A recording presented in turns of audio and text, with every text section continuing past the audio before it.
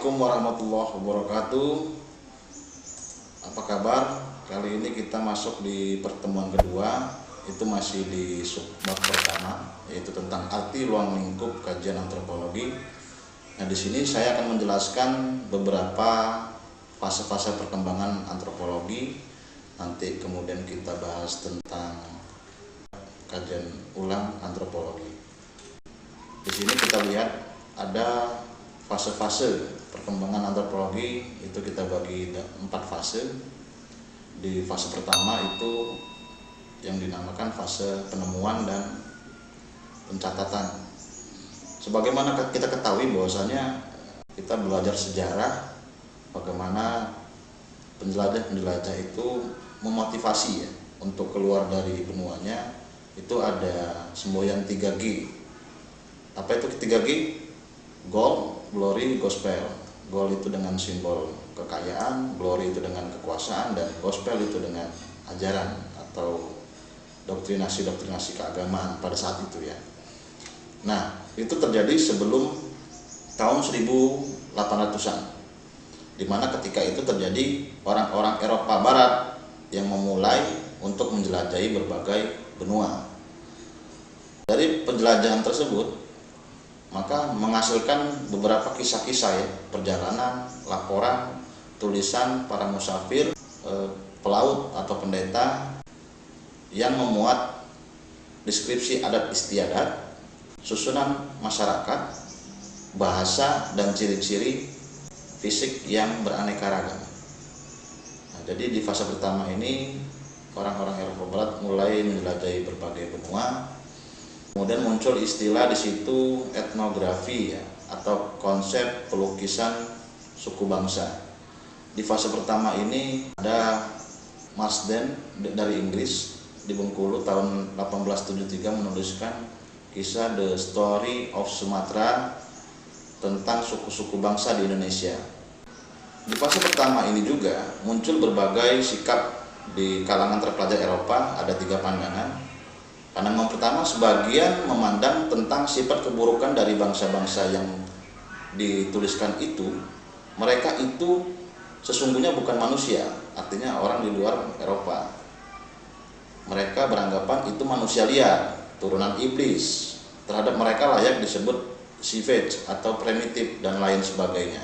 Itu pandangan pertama. Pandangan kedua, sebagian memandang sikap baik dari bangsa yang dituliskan itu, itulah masyarakat yang masih murni ya, masih murni, belum kemasukan kejahatan dan sifat buruk, iri, dengki, maupun sifat materialistis ya, sebagaimana masyarakat Eropa pada umumnya pada saat itu ya.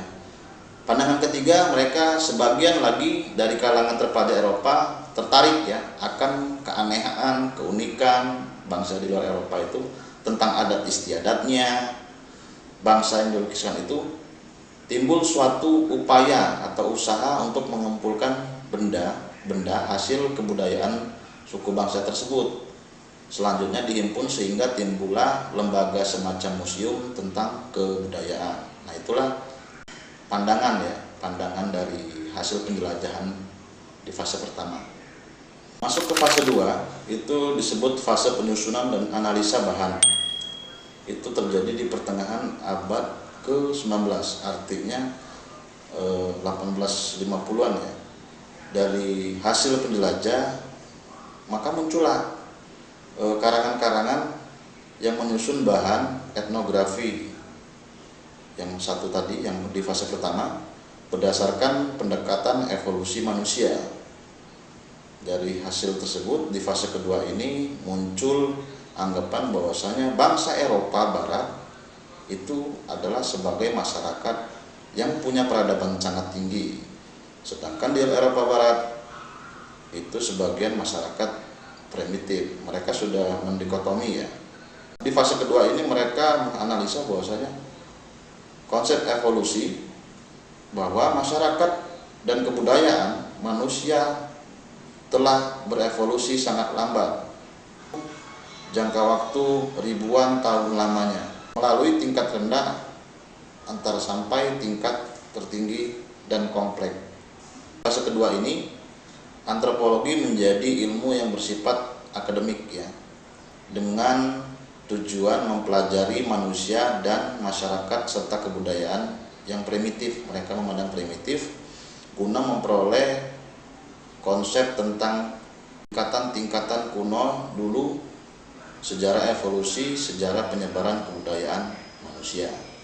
Jadi sifatnya masih untuk akademik di fase kedua. Pada fase ketiga ini ya, itu dimana fase kolonialisme, imperialisme, eksistensi terhadap negara Eropa dan Amerika untuk mengakui analisa bahan etnografi tadi untuk dapat dipertahankan dan disebarluaskan. Itu terjadi di permulaan abad ke-20-an. Antropologi mulai menjadi ilmu praktis yang bertujuan untuk mempelajari masyarakat dan kebudayaan suku-suku bangsa di luar Eropa untuk kepentingan pemerintah kolonial. Ya.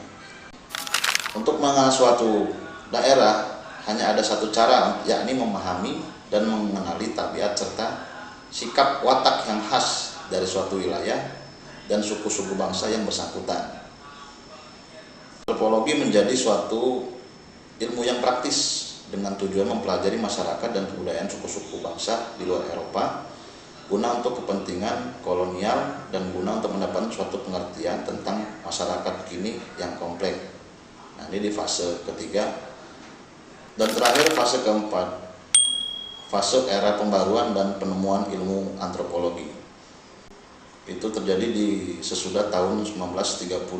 Ada apa di tahun 1930? Itu terjadinya Perang Dunia ya. Sesudah tahun 1930 itu antropologi menjadi dua tujuan. Yang pertama tujuan mempelajari manusia dalam aneka warna budaya untuk membangun masyarakat tersebut. Tujuan akademis mencapai pengetahuan tentang manusia pada umumnya melalui budayanya. Nah, di fase keempat ini beberapa hal yang menjadi ilmu pengetahuan sangat berkembang pesat. Kemudian bertambahnya koleksi ya, bahan pengetahuan, ketajaman metode ilmiahnya, hilangnya bangsa primitif atau bangsa asli, dan terpencil ketika memang adanya perperangan, yaitu Perang Dunia. Di fase keempat ini pula, selain karena bertambahnya bahan pengetahuan yang jauh dan lebih teliti atau ketajaman metode ilmiah dalam penelitiannya, faktor lainnya mempengaruhinya adanya timbulnya antipati terhadap kolonialisme sesudah Perang Dunia Kedua. Kemudian cepat hilangnya bangsa-bangsa primitif yang memandang mereka dalam arti bangsa-bangsa asli, dan terpencil dari pengaruh budaya Eropa, Amerika. Suku-suku bangsa ini sekitar tahun 1930 mulai hilang. Sesudah Perang Dunia Kedua memang hampir tidak lagi ada lagi di muka bumi ini.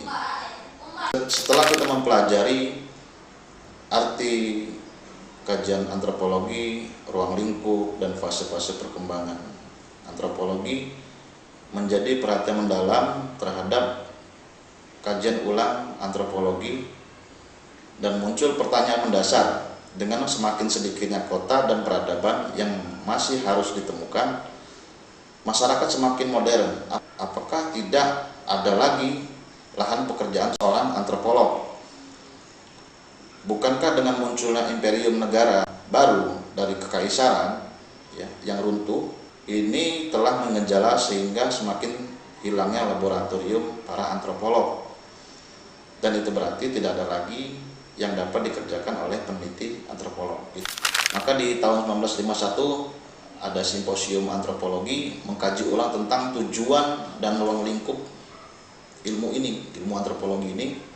Salah satu rumusannya bahwa secara akademik ilmu ini mencapai suatu pengertian tentang makhluk manusia pada umumnya dengan mempelajari aneka bentuk fisik masyarakat serta kebudayaannya, dan secara praktis ingin mempelajari manusia dalam aneka warna masyarakat suku bangsa bersangkutan guna membangun masyarakat suku bangsa itu sendiri. Apabila pasca Perang Dunia Kedua terdapat perhatian sangat mendalam dari peneliti ilmu ini, dapatlah kiranya dimengerti. Penyebabnya adalah bahwa masyarakat suku bangsa sederhana yang menjadi kajian ilmu ini semakin lama semakin lenyap dan pergi pergaulan bangsa-bangsa. Suku bangsa-bangsa yang semula dikenal dengan primitif mulai menjadi modern. Tidak seharusnya diremehkan sekecil apapun usaha yang dilakukan berbagai pihak yang menggali atau meneliti dan mengkaji serta memahami kajian masa lalu yang hilang.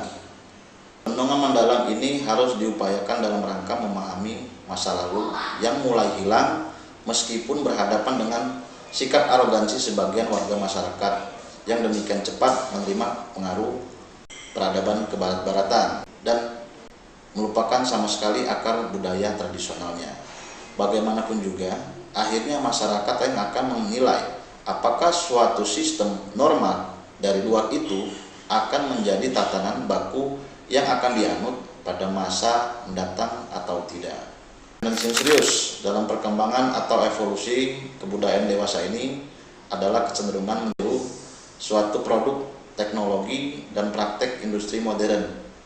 Kecenderungan pluralisme perilaku yang demikian mudah untuk meniru ini menyebabkan sebagian di antara kelompok masyarakat suku bangsa kesulitan untuk menerima maknanya, bahkan melampaui kemampuan untuk menemukan pemecahnya. Nah, itulah tadi pertemuan kedua. Kita akan bertemu di pertemuan selanjutnya. Terima kasih. Assalamualaikum warahmatullahi wabarakatuh.